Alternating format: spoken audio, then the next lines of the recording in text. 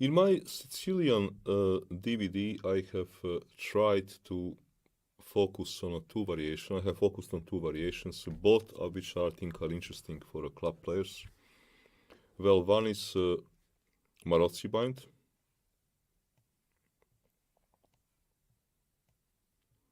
And focusing on Marozzi bind, I did analyze the basic Marozzi position, which means this Marozzi bind. Let's say this can be in my starting position. I did not analyze some other sidelines because obviously black can also play some sidelines, but I decided to focus on, because black sometimes likes to delay move f5, move knight f6 in order to be able to play f5. This time I have focused on standard positions, and here ideas either like knight g4, which was played a lot by Bent Larsen, and then very often Bent Larsen, what he was doing in such a kind of positions was developing queen to a5 and pushing g5, keeping king in the center, sometimes even pushing h5. This was his typical kind of play. I also did, of course, focus on the old main line, which is, for example, this also can be played. Take d6, and such a kind of positions, which we have. Then also some of those a bit slower play, when you play move like d6, and trying to explain the tension, what to trade, what to keep, and how to deal with those kind of positions. I was also busy with black's plan, let's say, to play with this a5 pawn. Let's say black being willing to be playing with this a5 pawn push. And when, for example, black decides to play some moves like knight e7, when is a good moment to trade the bishops, when is a good moment to keep the bishops. I have tried to, as much as I can, share my experience and my research, and I hope to have structured material very well so that players playing Marozzi bind from either color are going to benefit from this, and I have tried to give some opinions and the guidelines as to how to handle these kind of positions. Then the other variation and type of positions which I studied a lot, and this DVD is about, so second part, because one part is Marozzi, the second part is Rossolimo. I have to say that I have never played with white Rossolimo in a classical time limit game.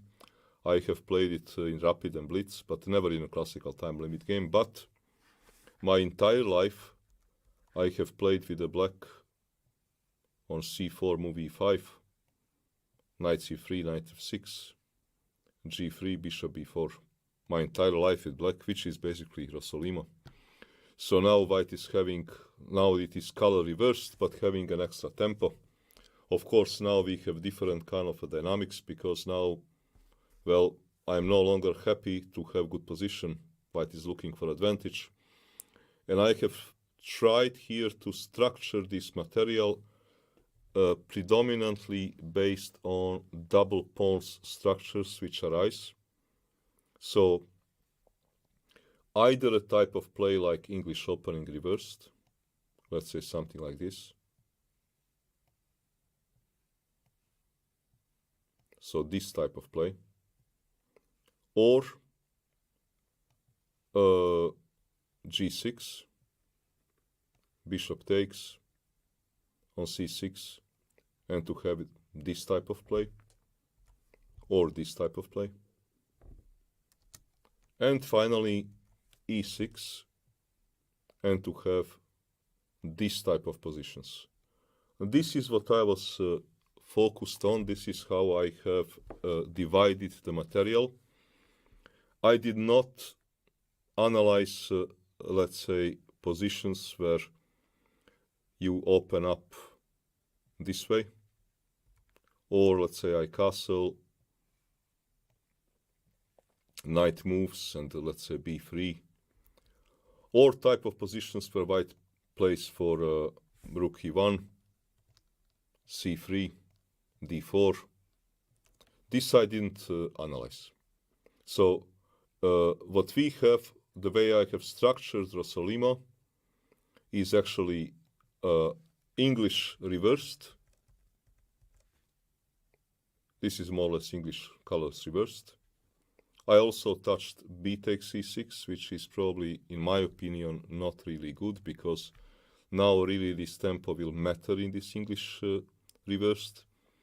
And then g6 takes, where black can take both with a b pawn or with a d pawn. Both is played by great players.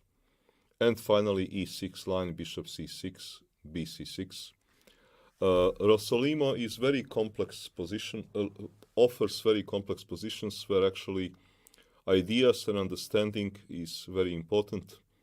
And I think that this is the reason, for example, why Magnus Carlsen is having fantastic score in Rossolimo with the black pieces. I think he's making maybe 60 or 65% versus 2700 plus opposition, because he has tried almost all those systems and showing that understanding matters, and he has many ideas in those systems, normally outplaying his opponents.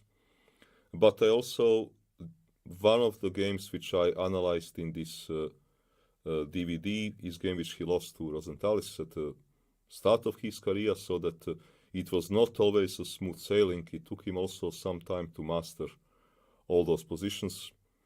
I hope that the knowledge which I did share about Rossolimo and about Marozzi in this DVD is going to help viewers understand it better.